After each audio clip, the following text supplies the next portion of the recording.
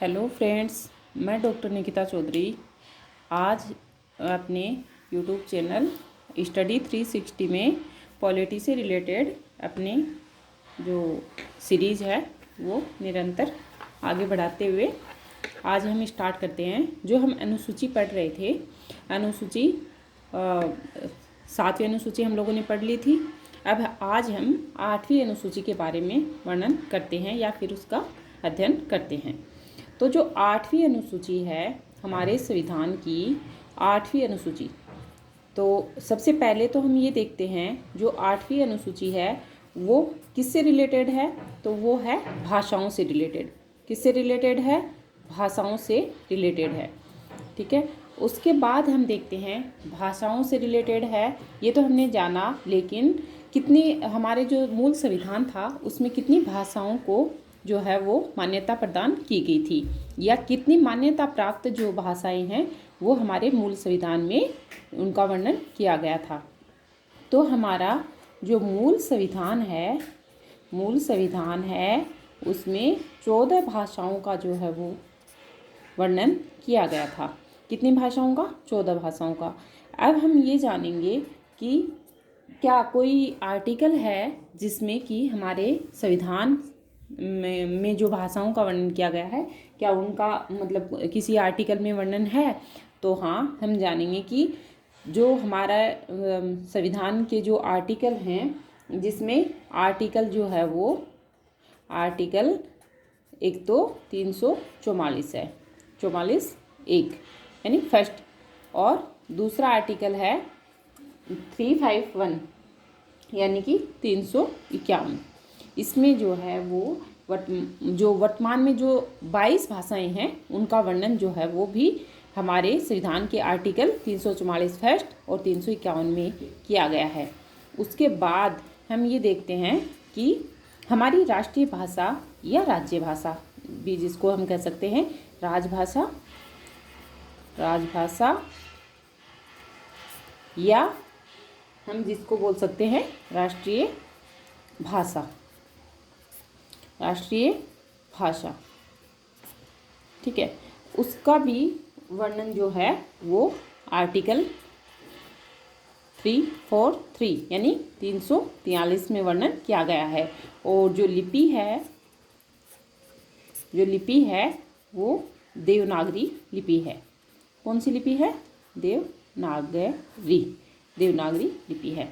उसके बाद हम देखते हैं कि जो हमारे संविधान में जो मूल संविधान में 14 जो भाषाओं का वर्णन किया गया है वो 14 भाषाएं कौन कौन सी हैं, फिर कौन से संविधान संशोधन के द्वारा जो है वो मतलब वर्तमान में हम देखते हैं। तो वर्तमान में कितनी है भाषाएं? वर्तमान में भाषाएं हैं 22। कितनी भाषाएं हैं हमारे वर्तमान संविधान में?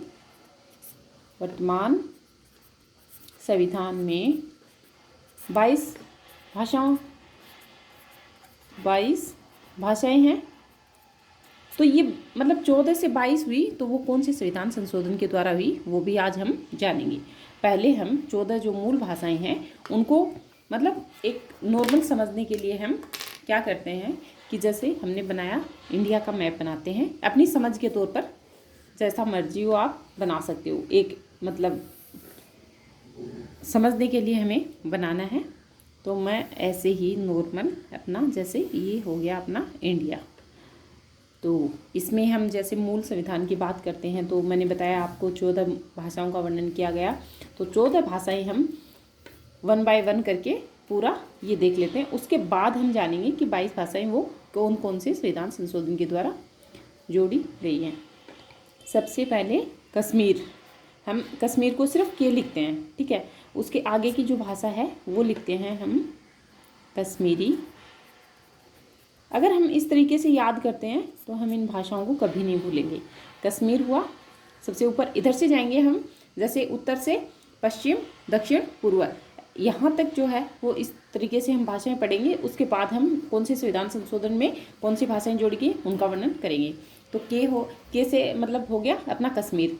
मैं जो भी स्टेट हैं उनको मतलब उसमें दे रही हूँ, ठीक है, सिर्फ समझने के तौर पे, ठीक है, तो ये लिखा आपने कश्मीरी। उसके बाद हमारी भाषाएं हैं, जैसे एक तो हमें लिखना है हिंदी, ठीक है, और हिंदी के बाद हो गया संस्कृत,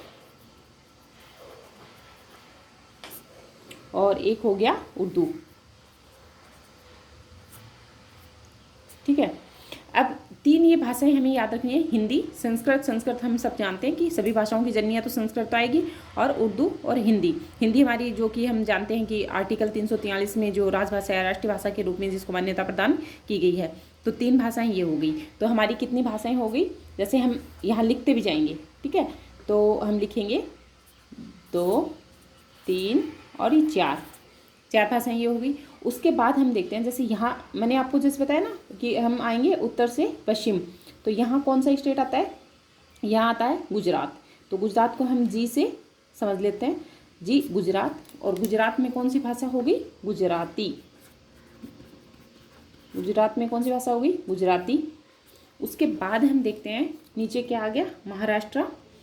तो महाराष्ट्र में हम सिर्फ भाषाओं को याद कर रहे हैं, तो अपना उसी तरीके से जैसे एम लिखा हमने महाराष्ट्र को, और भाषा कौन सी हो गई, मराठी। मराठी। उसके बाद नीचे आ गया केरल। केरल को हम क्या लिखेंगे, के, और के से हम जानेंगे उसमें कौन सी भाषा आ गई, मलयालम। मलयालम, मलयालम। उसके बाद कर्नाटका।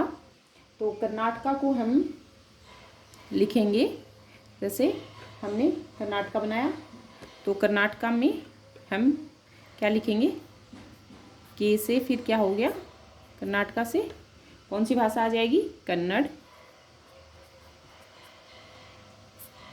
ठीक है। हम इनको नंबरिंग भी देते जाएंगे, जैसे 4, इधर हमने लिखा 5, इधर हमने लिखा 6, इधर लिख दिया 7, और ये हो गया 8, ठीक है। उसके बाद हम देखते हैं तमिलनाडु। तो हम टी लिख देते हैं समझने के लिए, तो टी से हमारा तमिलनाडु की भाषा हो गई तमिल। कौन सी भाषा हो गई, इधर थोड़ा सा तमिल,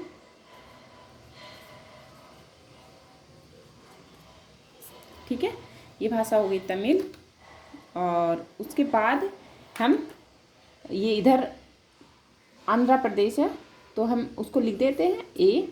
और आंध्रा की भाषा जो यहाँ की मतलब जो भाषाएं हैं ना, उसी आधार पर हम इनको याद कर लेते हैं स्टेट वाइज। तो इसकी हो गई तेलुगु। उसके बाद इसके ऊपर आ गया उड़ीसा, तो उड़ीसा को हम ओ लिख देते हैं, जिसकी भाषा हो गई ओडिया, ओडिया। उसके बाद आ गया वेस्ट बंगाल,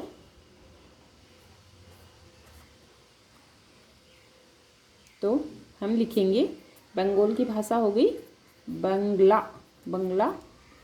और उसके बाद यहाँ हम सिर्फ हम स्टेट ऐसे बना रहे हैं कि हम समझ लेंगे इनको, फिर हम इनको कभी भूलेंगे नहीं। तो ये हो गया ए, असमिया, असम से असमिया, असमिया,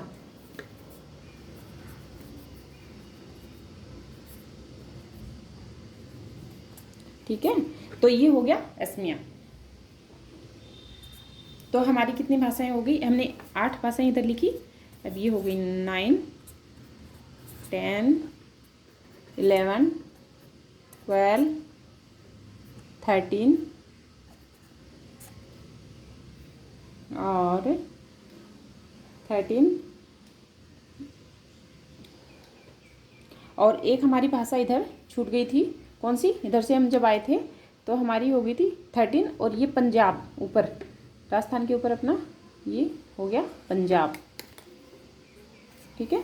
हम पी से लिख देते हैं इसको, तो पी से लिखा तो ये हो गई 14 नंबर हो गई ना लास्ट, तो 14 नंबर भाषा हो गई, और ये होगी पंजाबी। इस तरीके से हम देखते हैं कि हमारी जो भाषाएं हैं वो कंप्लीट जो मूल संविधान की भाषाएं हैं वो इस तरीके से हम अगर याद करते हैं तो हम कभी नहीं भूलेंगे, और इससे बाहर भाषाओं का क्वेश्चन जो है वो या 8वीं अनुसूची का क्वेश्चन जो है वो नहीं जाएगा। जैसे हमने देखा मूल संविधान में 395 अनुच्छेद, जो मैंने पहले वाले वीडियो में भी बताया है, और दोबारा मैं आपको सिर्फ अनुच्छेद लिख देती हूँ। 395 अनुच्छेद हमारे मूल संविधान में, प्लस कितनी अनुसूचियाँ, 12 अनुसूची, और वर्तमान संविधान में कितने भाग, 22 भाग। तो हमें ये देखना है कि जो 12 अनुसूचियाँ दी हैं तो उन 12 अनुसूचियों को हम 8वीं अनुसूची जो है, 7वीं अनुसूची का हमने पढ़ लिया, 8वीं अनुसूची में जो भाषाएं हैं वो हम आज पढ़ रहे हैं, जिसमें मूल संविधान में 14 भाषाएं थी, वर्तमान में 22 भाषाएं हैं। जो राजभाषा है, राष्ट्रीय भाषा है, वो आर्टिकल 343, और भाषा का हमें पता है कि हिंदी भाषा है, लिपि जो है वो देवनागरी लिपि है, और जो भाषाएं हैं 22 भाषाएं वो मतलब कौन से आर्टिकल में वर्णित हैं, तो आर्टिकल 344 फर्स्ट और 351 में जो है उन भाषाओं का वर्णन किया गया है। उसके बाद हमने जाना कि जो 14 भाषाएं हैं वो कौन कौन सी भाषाएं हैं 14। तो हम देखते हैं, जो सबसे ऊपर कश्मीरी यानी कश्मीर की कश्मीरी, फिर हिंदी, संस्कृत, उर्दू, उसके बाद गुजरात में गुजराती, इसमें महाराष्ट्र में मराठी, फिर केरल में मलयालम, फिर कर्नाटका की कन्नड़, फिर तेलंगाना की तमिल, उसके बाद आंध्रा की तमिलनाडु की तमिल, उसके बाद आंध्रा की तेलुगु, ओडिशा की ओडिया, फिर वेस्ट बंगाल की बंगला और असम की असमिया। इस तरीके से हमने 14 जो भाषाएं हैं उनको देख लिया। उसके बाद हम जानेंगे कि 14 भाषाओं के बाद कौन से संविधान संशोधन के द्वारा जो है वो 15वीं भाषा जुड़ी, 16वीं, 17वीं, 18वीं भाषा जुड़ी, कौन सी मतलब फिर कौन से संविधान संशोधन द्वारा 22 भाषाओं का मतलब 22 तक भाषाएं हुई। तो हम सबसे पहले देखते हैं, जैसे सबसे पहले कौन सा संविधान संशोधन, 21वां संविधान संशोधन हुआ। 21वां संविधान संशोधन मैं शॉर्ट में सिर्फ समझाने के उसमें बना रही हूँ। तो संविधान संशोधन 21वां संविधान संशोधन कब हुआ, 1967 को, ठीक है। और उसके बाद इसमें कौन सी भाषा जुड़ी, तो हम सिर्फ इसको ना एक ट्रिक से मतलब जैसे मैंने इनको याद किया है, 21 में सिंधी, 21 में सिंधी करके हमने याद किया था, तो 21, 67 सिंधी, 100 से 67 और 100 से सिंधी, इस तरीके से हम याद करते हैं तो नहीं भूलेंगे। तो भाषा आ जाएगी सिंधी। तो हमारी कितनी भाषाएं हो गई, 15 भाषाएं हो गई। उसके बाद हम देखते हैं कि 71वां संविधान संशोधन हुआ, और 71वां संविधान संशोधन जो है वो कब हुआ, ये हुआ 1992 को, ठीक है। अब इसमें कौन सी भाषाएं जोड़ी गई, तो वो भी एक हम ट्रिक के जरिए याद कर लेते हैं। जैसे हम इसको लिखते हैं कि नमक लिख लेते हैं, ठीक है। अब नमक से आप क्या जानोगे कि नमक से कौन कौन सी भाषाएं होगी, ठीक है। तो नमक से एन से हो गई नेपाली, एम से हो गई मणिपुरी, मणिपुर की भाषा है मणिपुरी, और कैसे हो गई कोंकणी, ठीक है। तो ये हो गई हमारी ट्रिक, इसको हम इस तरीके से याद कर लेते हैं तो नहीं भूलेंगे, ठीक है। कौन कौन सी भाषाएं हो गई, 21वें संविधान संशोधन के द्वारा 1967 में सिंधी भाषा हो गई, 71वें संविधान संशोधन के द्वारा 1992 में जो संविधान संशोधन हुआ उसके जरिए हमने 3 भाषाएं जो है वो संविधान में जोड़ी गई हैं, जिसको हम नमक की ट्रिक बना के मतलब इस तरीके से याद करते हैं, तो नेपाली, मणिपुरी और कोंकणी। उसके बाद जो है इस तरीके से याद रखेंगे, जैसे कि ये 1967 में हुआ 21वां संविधान संशोधन, 71वां संविधान संशोधन 1992 में हुआ, तो 92वां संविधान संशोधन यहाँ से हम याद कर लेते हैं। 92वां संविधान संशोधन, 92वां संविधान संशोधन जो 2003 में हुआ था। कब हुआ था, 2003 में। तो 2003 में जो संविधान संशोधन हुआ उसमें 4 भाषाएं जोड़ी गई। कौन कौन सी भाषाएं जोड़ी गई, बोडो, डोगरी, संथाली और मैनथाली भी बोल सकते हैं, ठीक है।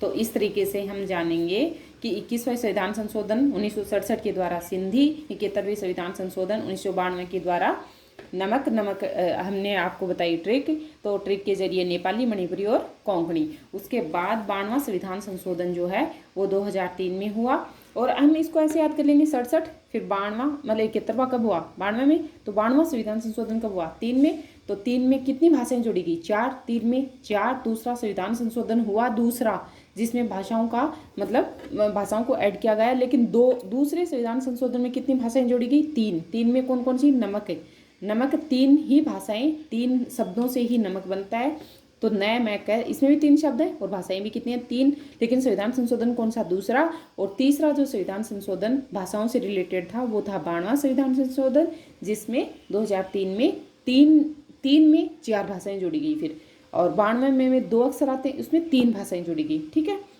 इस तरीके से हम इसको याद रख सकते हैं। तो इसमें आ जाएगी बोडो, डोगरी, संथाली और मैथिली।